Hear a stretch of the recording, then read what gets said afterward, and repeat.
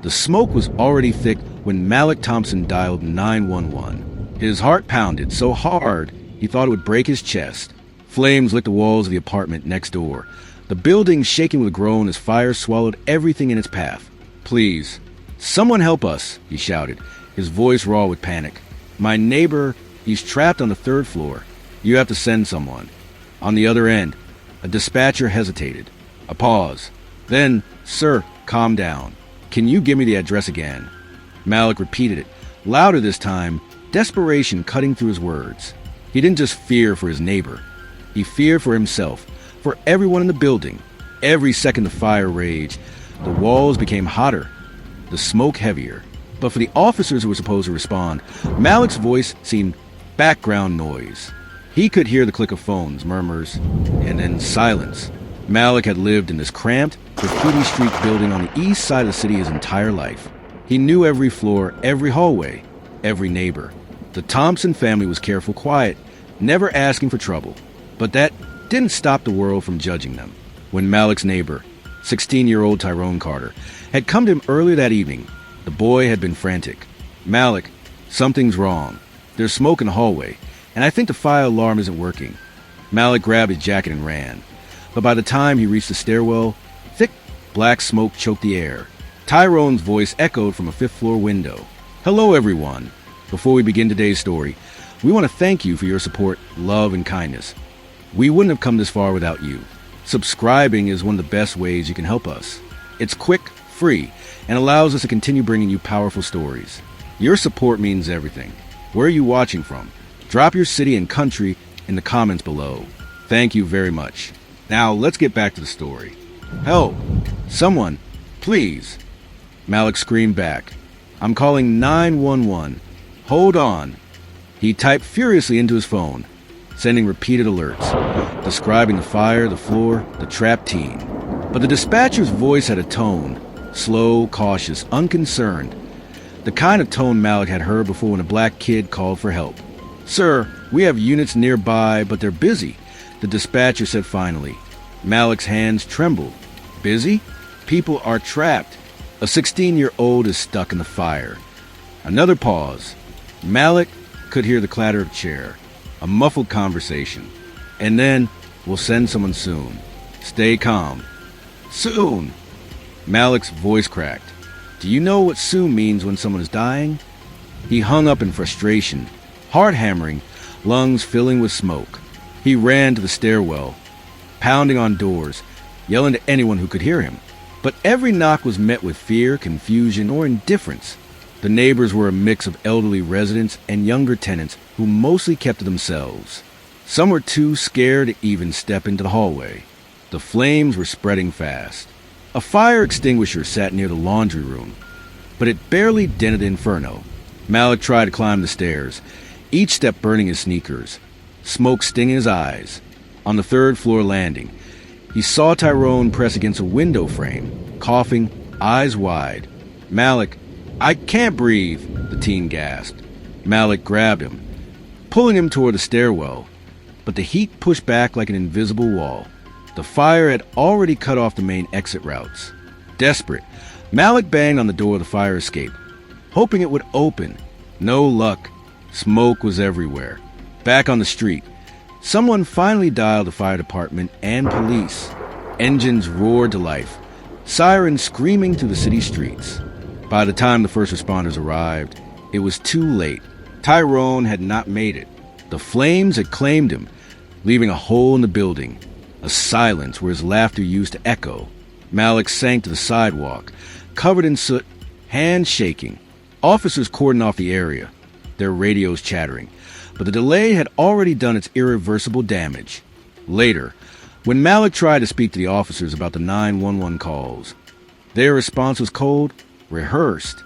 "We did everything we could," one said. Malik's jaw tightened. Everything they could, meaning everything except what actually mattered. Tyrone was gone, and their hesitation, their apathy had contributed. The community erupted. Social workers, neighbors, and family tried to demand accountability, but each call met resistance. Paperwork, excuses, and protocol were repeated like mantras, but Malik knew the truth. Tyrone's life had been overlooked because of the color of his skin and the neighborhood he came from.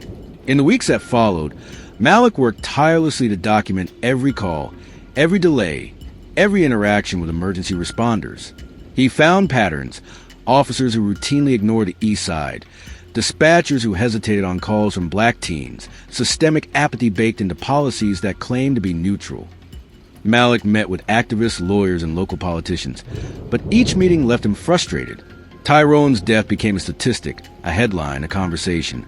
But justice was slow. Pain was fast. Yet Malik refused to fold. He organized memorials, petitions, and community outreach. He spoke to city councils, local media, and youth groups. Each speech carried the weight of his heartbreak, the clarity of his purpose. No other teen should die because someone failed to answer the call. He became the quiet force the neighborhood needed. The teen who had once felt powerless now had the voice to demand change. But every time he returned to the apartment building where Tyrone had died, the charred walls reminded him that the world could be cruel and apathy could be lethal. Malik knew one thing: karma wouldn't wait forever, and the people who had ignored the calls, the officers, the dispatchers, the systemic bureaucracy, would have to reckon with the truth. The investigation began quietly, almost painfully slow. The city appointed a panel to examine the apartment fire and the emergency response. Malik Thompson handed over his meticulously documented notes. Every call, every pause moment on the dispatcher line, every delayed response from officers. He had a record of times, names, and conversations, a pattern of negligence that could no longer be ignored. The fire department claimed protocols were followed. The police insisted officers had been nearby. But Malik knew the truth. Tyrone Carter's death had been preventable, and the evidence made it impossible to dismiss. Weeks passed. Malik attended council hearings, meeting room after meeting. He presented his case with clarity, humility, and relentless precision. Each pause in the panel's response was as. Finally, a city official addressed the family and the community. "We have reviewed the evidence, including every 911 call, and it is clear that systemic negligence contributed to this tragedy. Appropriate disciplinary action will be taken against all personnel involved, and reforms will be implemented immediately." Malik's heart thumped. It wasn't enough. Tyrone would never return. No policy change would fill the empty space in their building, in the hearts of neighbors, or in the community's conscience. But it was something: accountability. The officers who had delayed their response faced suspension and mandatory retraining. Dispatchers were reassigned, and new policies were enacted to ensure no call would be ignored due to assumptions about neighborhoods or skin color. It wasn't revenge. Malik didn't celebrate. He didn't want anyone to feel humiliated or shamed unnecessarily. What mattered was justice, the kind that prevented another life from being lost under the weight of indifference. In the weeks that followed, Malik began organizing a youth program in the community. It focused on emergency preparedness, fire safety, and civic advocacy. Teens learned how to respond in crisis, how to document negligence, and how to speak up when authority failed them. Malik shared Tyrone's story not as a tale of despair, but as a cautionary guide for vigilance and courage. Neighbors began to talk differently. Conversations that once avoided the topic of systemic neglect now centered on prevention, awareness, and support. Families checked smoke alarms, updated escape plans, and prioritized communication during emergencies. Malik also worked closely with city officials to establish a hotline specifically for vulnerable neighborhoods. This hotline bypassed typical delays and ensured that calls from residents in historically underserved areas were prioritized. It was a small but tangible step, a lifeline for the kids who had no one to trust before. Through it all, Malik remembered Tyrone. He remembered the boys' laughter, his excitement about school projects, his relentless curiosity, and his bright, determined eyes.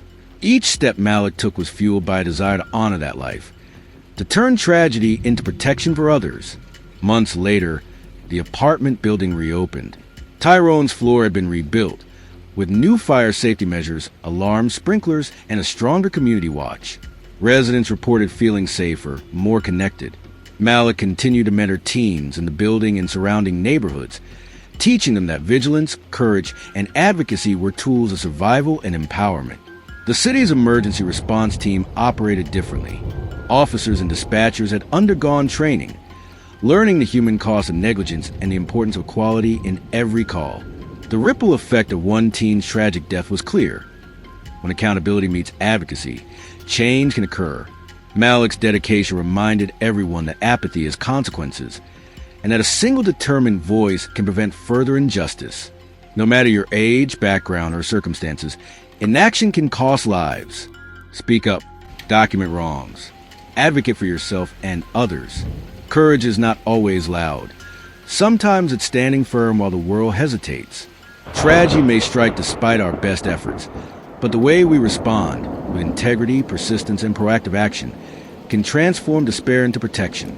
Honor those who were lost by ensuring their absence inspires lasting change.